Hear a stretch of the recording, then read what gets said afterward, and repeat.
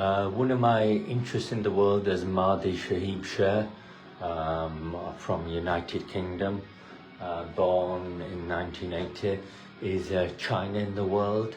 I think that China is very big at the moment in the world. It has 1 billion population, and that's kind of 4 times bigger than America. And America seems to be some kind of a whale country in the world. It's a very large country in the world.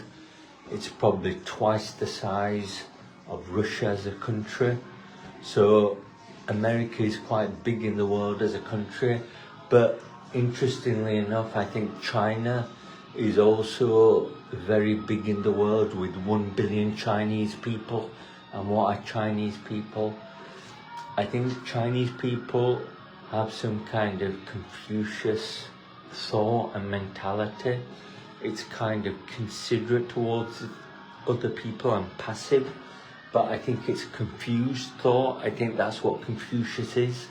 He's confused. Confucius is confused. That's what Chinese thought is. It's confused. So I think that's what China is primarily. It's confused in the world. And I think the fact that it has 1 billion population and it's perhaps quite large as well is very big for Asia. That's what China is. It's very big for Asia. It's bigger than Japan in Asia, and Japan is very big for Asia. Why is Japan very big for Asia? Because it does tiger economies all over Asia. That's why Japan is very big for Asia.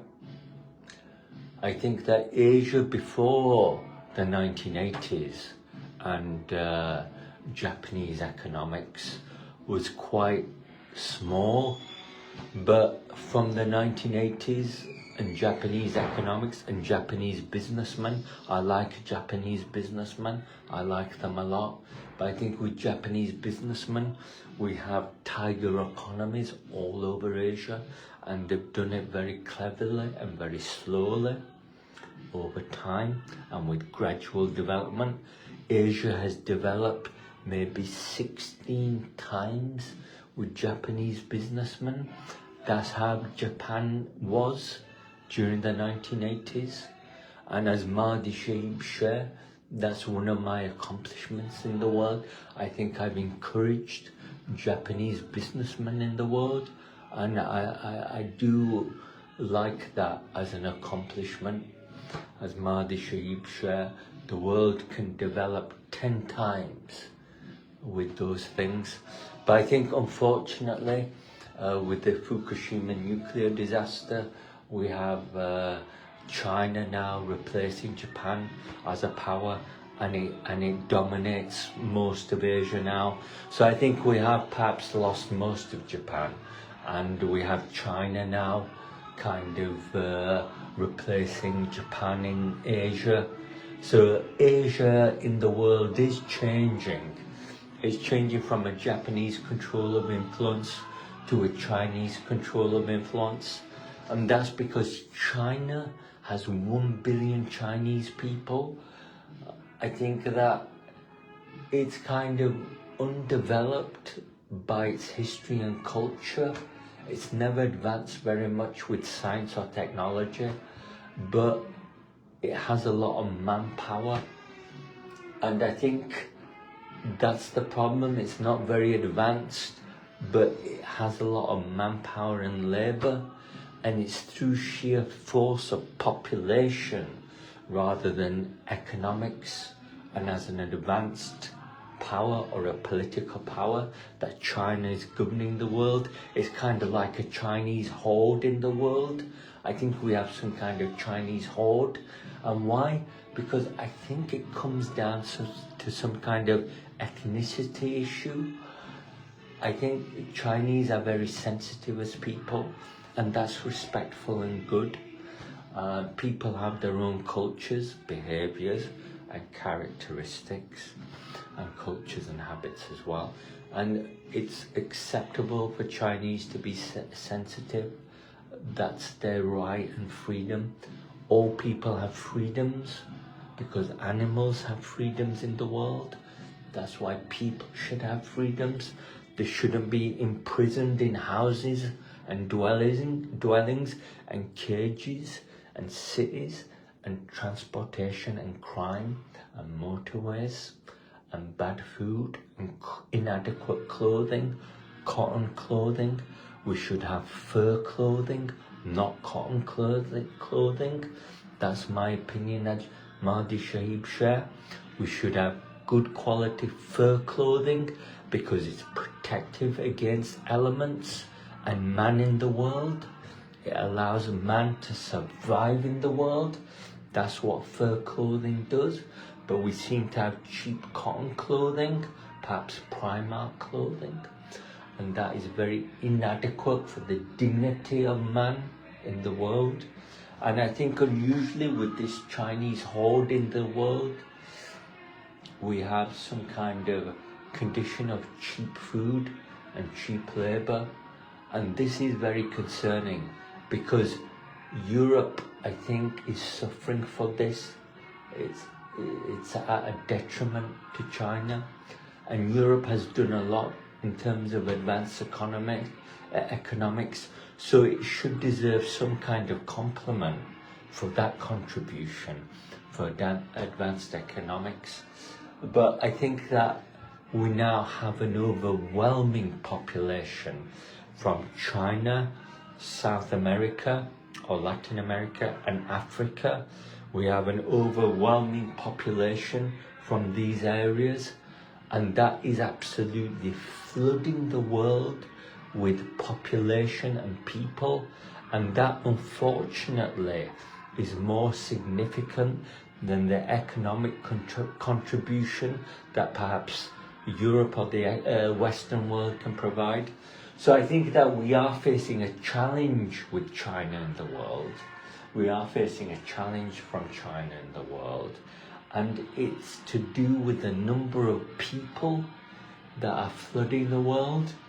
So I think that there are challenges in the future, lots of challenges, because whereas before we had stable relations with normal culture and behavior, now we have some kind of Asian introduction which is unacceptable.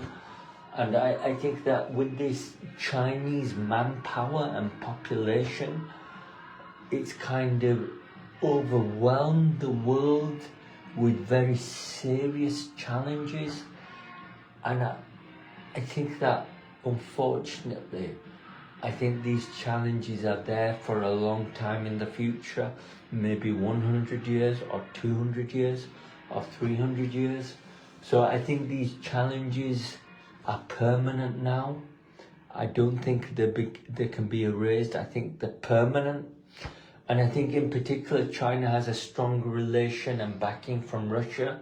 I think it has some kind of guidance from Russia, and that's why Russia is very evil in the world, because it's kind of supporting China in a very stupid way perhaps. But I think that when you look at the Chinese culture we have in the world now, and it's perhaps 30 to 70% strong, Chinese people eat spiders. That's what they have in their diet. Animals don't eat spiders. Rodents don't eat spiders, but Chinese eat spiders. And that takes away the dignity of man, because man should never eat spiders. They should eat healthy food that is nutritious and warm and appetizing. But I think that with Chinese people, they're very peculiar in the world because they eat spiders, and no other people in the world eat spiders.